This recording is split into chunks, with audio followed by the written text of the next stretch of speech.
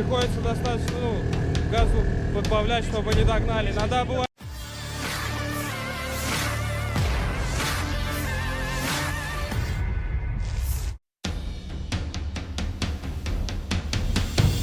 Militer Rusia menyebut pasukan Ukraina memiliki mimpi buruk baru usai posisi dan alat tempurnya dihantam rentetan drone yang ditempeli bahan peledak Moskow.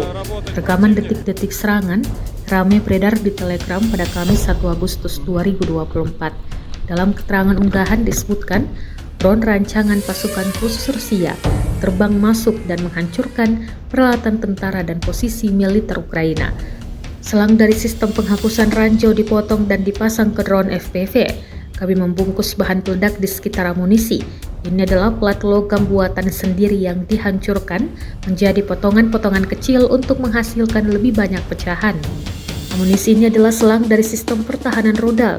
Dalam bahasa umum, Smeygronix adalah mesin yang membersihkan ladang ranjau, jelas militer Rusia. Alat peledak ini dipotong menjadi beberapa bagian dan diledakkan dengan sambu granat, kata seorang pencari ranjau bertanda panggilan Sein. Rusia juga mengklaim selama beberapa hari terakhir pasukannya telah melakukan serangan yang tepat terhadap peralatan, ruang galian dan unit pendukung angkatan bersenjata Ukraina.